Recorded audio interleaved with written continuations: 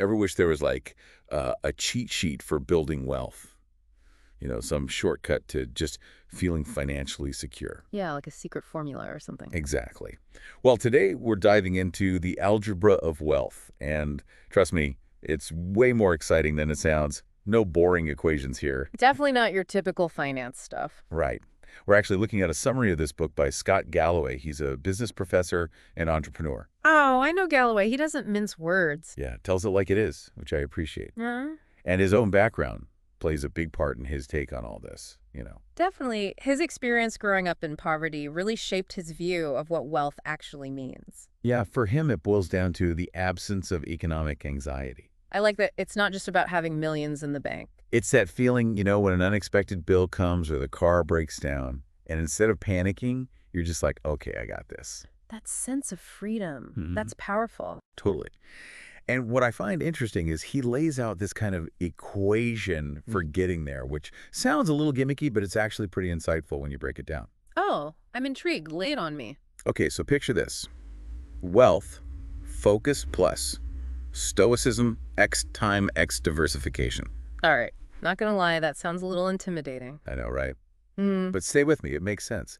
So starting with focus, he's talking about really honing in on your strengths, what you naturally excel at. Playing to your strengths makes sense. Exactly. Like, what are you good at, and how can you leverage that to, boost your earning potential? It's about finding those areas where your passions and skills overlap. Right. Yeah, where there's potential for growth. Yeah. Then there's stoicism, which might sound a little weird in this context, but it's not about becoming some emotionless robot or anything. More like being intentional with your spending, maybe. Right. Exactly. Like really thinking about your values and creating a budget that reflects that. So if experiences matter more to you than, say, material possessions, your budget should reflect that. Exactly.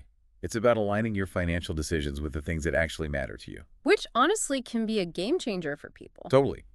But, even with laser focus and smart spending, there's another crucial ingredient: time. Ah, yes, time. The one thing you can't buy more of. Exactly. It's your biggest asset, really. Because the sooner you start investing, even if it's small amounts, the more time that money has to grow. Compound interest, right. That's where the magic really happens. Exactly. Then there's that last part of the equation, diversification. Basically, don't put all your eggs in one basket. Makes sense. Spread the risk a bit. Right, so you're not relying on the success of any one single investment. You're building a safety net for yourself. Exactly. And one thing I really appreciate about Galloway is that he uses these really interesting stories to drive his points home. I do love a good story. What's he got? So picture this. He's out with his son on a freezing cold day, right?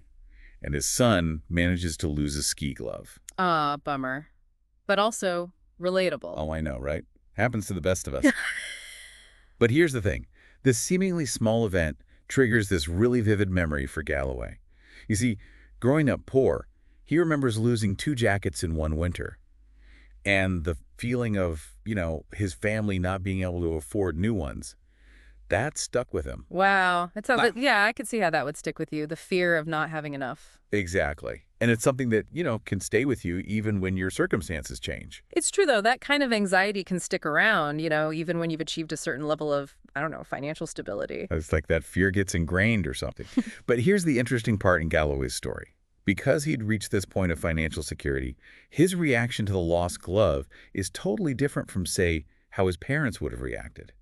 Instead of freaking out about the cost of replacing it, he's able to comfort his son, reassure him that it's not a big deal. It's like that weight is lifted, and he can just be present in that moment with his son. Exactly. He has the freedom to respond without that underlying panic. And that, to me, is really what he's getting at with this whole wealth is the absence of economic anxiety thing. It's not about material possessions. It's about that peace of mind. The ability to navigate those curveballs life throws at you without, completely unraveling. Totally. It's about breaking free from that constant worry. So ready for his investing crash course? Hit me with it. Okay, lesson number 1. Zig when others zag. Basically, don't just follow the herd, By the time something's a hot trend, the real investment opportunity might have already passed. It's about being ahead of the curve, spotting potential where others might not. Exactly. And not getting caught up in the hype, which actually leads us perfectly to his next point, right? Don't let emotions drive your investment decisions. Oh, that's a tough one. Easier said than done sometimes. Right. But it's so crucial. He talks about the importance of analyzing your investment mistakes instead of just feeling bad about losses. So not just, oh, I messed up, but okay, what happened here? What went wrong? Yes. It's about learning from those experiences so you don't repeat the same mistakes. And sometimes that means having the discipline to take profits, even when it's tempting to, ride a wave. Oh, I feel that. It's hard to walk away when things are going well. But he stresses that banking some of those gains can help you stay grounded. Prevent you from making impulsive decisions later on. Okay, what else? All right, lesson 3, and he's very clear on this one. Avoid day trading. Completely. He straight up calls it a loser's game. He doesn't hold back, but he has a point, right? It's incredibly difficult to time the market with that level of precision. It's more like gambling than investing for most people. And he backs that up with research, by the way. Studies consistently show that only a tiny percentage of day traders actually make money in the long run. So if day trading is out, what's the alternative? Well, Galloway's a big advocate for long-term investing, focusing on quality assets, building a solid strategy, and then riding out those market fluctuations. Patience, patience, patience. That's the name of the game. Exactly. Oh, and this last one might surprise you. Consider your location. Location. How does that play into it? You'd be surprised how much of an impact your surroundings can have on your financial well-being. We're talking taxes, cost of living, job markets, even access to healthcare. Okay. Yeah, that makes sense. I hadn't really thought about it that way. It's like even if you're doing everything right financially, if you're in an environment that's working against you, it's going to be an uphill battle. Like trying to grow a garden in, I don't know, the desert or something. You need the right conditions. Perfect analogy. It's about finding that sweet spot where your financial efforts and your environment are working together. So we've covered a lot of ground here. Redefining wealth, that whole wealth equation, what really resonated with you? I think that story about the lost glove, it just highlights how financial security isn't about being rich. It's about facing those everyday things, those little hiccups, and not spiraling.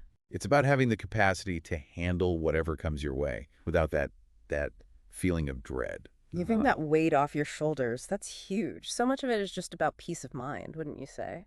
Absolutely. It's about aligning your money with the life you want to live, not letting it rule your decisions and stress you out. Being intentional. So as we wrap up, what's your biggest takeaway for our listeners? I think it's that the building wealth, it's a journey, not a race, right? It's about making smart choices over time. Yeah. And those small steps, they really do add up. Consistency is key. And starting early, even if it's just a little bit, that's where the magic of compound growth really kicks in. Don't underestimate it. So true. Well, on that note, until next time, everyone, happy investing. We'll see you in the next deep dive.